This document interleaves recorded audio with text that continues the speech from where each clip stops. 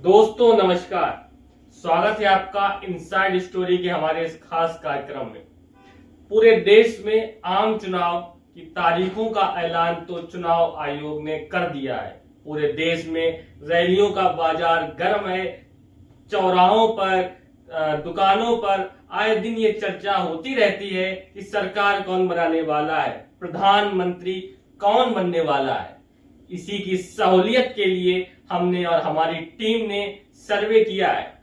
देश का मूड ये सर्वे पूरे देश में किया गया है। एक एक लोकसभा की सीट को बारीकी से परखा गया है। 15 दिन की कड़ी मेहनत करी गई है एक एक लोकसभा सीट के लिए। उसके बाद आपके सामने ये सर्वे हम पेश करने जा रहे हैं। इस सर्वे में कई खास बातें हैं, कई चौंकाने वाले खुलासे भी हैं। पूरे 28 मेहनत करी गई है एक एक लोकसभा सीट के लिए। उसके बाद आपके सामने ये सर्वे हम पेश करने जा रहे हैं। इस सर्वे में कई खास बातें हैं, कई चौंकाने वाले खुलासे भी हैं। पूरे 28 प्रदेशों की, 7 केंद्र शासित प्रदेशों की भी बातें करेंगे। एक एक सीट का हाल बताएंगे और बताएंगे कौन कहां बाजी मार रहा है। सबसे पहले शुरुआत करने जा रहे हैं उत्तर प्रदेश की, क्योंकि देश का सबसे बड़ा सूबा है। 80 लोकसभा की सीटें यहां से आती हैं। यहां पर एक तरफ एनडीए, दूसरी तरफ है इंडिया। एनडीए में बीजेपी, अपना दल सोनेलाल, आरएलडी जयंत चौधरी वाली जो कुछ दिनों तक इंडिया में थी वो अब एनडीए में आ गई। उसके साथ निषाद पार्टी और एसपी जिसके अध्यक्ष हैं ओम प्रकाश राजभर। और इंडिया में दूसरी तरफ Indian national Congress, Samajwadi party और तृणमूल कांग्रेस। जी हाँ, तृणमूल कांग्रेस भी इंडिया गठबंधन का हिस्सा है उत्तर प्रदेश में, क्योंकि उत्तर प्रदेश की भदोही लोकसभा सीट से तृणमूल कांग्रेस का प्रत्याशी चुनावी मैदान में उतर रहा है। अब बात कर लेते हैं, सबसे पहले आपको बताएंगे कि किस अलायंस को कितना वोट शेयर मिल रहा है।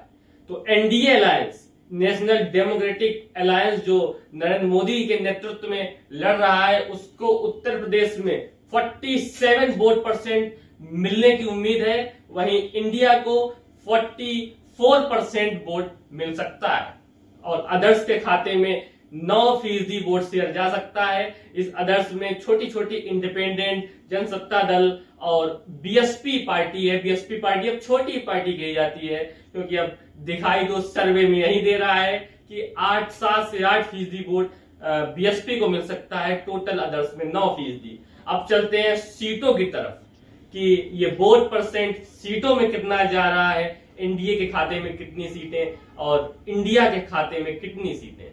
एनडीए के खाते में बड़ा आंकड़ा 61 सीटें इंडिया गठबंधन को मिल सकती हैं। उत्तर प्रदेश में 61 लोकसभा की सीट, वहीं माफ कीजिएगा, एनडीए गठबंधन को 61 मिल सकती हैं। वहीं इंडिया को 19 सीटों से ही संतोष करना पड़ेगा। अदर्स के खाते में यानी कि बीएसपी और इंडिपेंडेंट, इन सबके खाते में 0 सीटें जा रही हैं। जहां बीएसपी के 10 सांसद थे अब वो 0 हो जाएंगे। समाजवादी पार्टी और कांग्रेस के सांसद जो आज की डेट में 4 हैं, वो बढ़ करके 19 हो सकते हैं। बीजेपी जो 64 सीटों पर इस समय है, वो गिर करके 61 सीटों पर आती। बीजेपी का मतलब एनडीए 64 से 61 पर आता दिख रहा है। ये बीजेपी के लिए उत्तर प्रदेश में भले ही अपनी जो पकड़ है वो थोड़ी सी ढीली कर रही है, लेकिन बड़ा चंक 61 सीटें अभी भी उत्तर प्रदेश में एनडीए के खाते में जा रही है।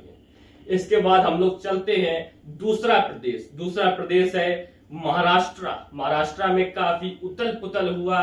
वोटरों को समझ नहीं आ रहा है कि जिस पार्टी को वोट दिया वो विपक्ष में है, सरकार में है, जिसको सरकार में रखा वो विपक्ष में है, विपक्ष वाली सरकार में है। जो अफरा तफरी बुरी तरीके से महाराष्ट्र में मची हुई है, ऐसा कोहराम कहीं नहीं मचा हुआ है। विधानसभा चुनावों में बीजेपी शिवसेना साथ होकर लड़ी, लेकिन सरकार बनाई शिवसेना एनसीपी कांग्रेस ने, और लेकिन सरकार चला रही है बीजेपी शिवसेना एकनाथ शिंदे और एनसीपी अजीत पवार गुट, और विपक्ष में बैठी हुई है कांग्रेस शिवसेना उद्धव ठाकरे और एनसीपी शरद पवार गुट। ये विपक्ष में बैठी हुई है। और जो सर्वे निकल कर आ रहा है, उस सर्वे में आप जानकर हैरत में पड़ जाएंगे कि इंडिया गठबंधन को महाराष्ट्र में 48% वोट मिल सकते हैं, वहीं एनडीए को 40% यानी कि 40% वोट मिलते नजर आ रहे हैं। यानी कि इंडिया गठबंधन का सीधा फायदा, यानी कि बहुत बड़ा फायदा महाराष्ट्र में मिल रहा है। राज ठाकरे, कल परसों की खबर है कि राज ठाकरे भी अब एनडीए का हिस्सा बनने जा रहे हैं, लेकिन ये सर्वे उससे थोड़े से पहले का है।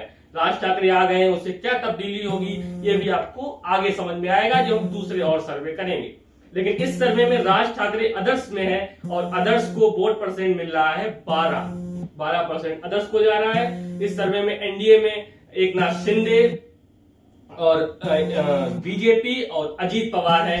इंडिया में शरद पवार, कांग्रेस, उद्धव ठाकरे और प्रकाश आंबेडकर भी है। तो इस सर्वे के अब चलते हैं सीटों में एनडीए के खाते में 18 लोकसभा की सीटें जा रही हैं और इंडिया के खाते में 30 लोकसभा की सीटें। 2019 पर जरा नजर डाल लें। 2019 में बीजेपी और शिवसेना, शिवसेना दो फाड़ नहीं हुई थी, तब एक साथ थी और 41 सीटें लोकसभा की जीत ली थी और पूरी तरीके से इंडिया का सफाया हो गया था महाराष्ट्र में। लेकिन आज स्थिति बदली हुई है। टूटी हुई शिवसेना लेते हुए यहाँ पर इंडिया बहुत आगे बढ़ता नजर आ रहा है और टूटी शिवसेना, टूटी हुई एनसीपी, लेकिन जो मराठा मानुष के नाम पर उद्धव ठाकरे को वोट मिलता दिखाई दे रहा है इंडिया में, क्योंकि गद्दारों की जगह महाराष्ट्र में नहीं है, शिवाजी की कर्मभूमि महाराष्ट्र है।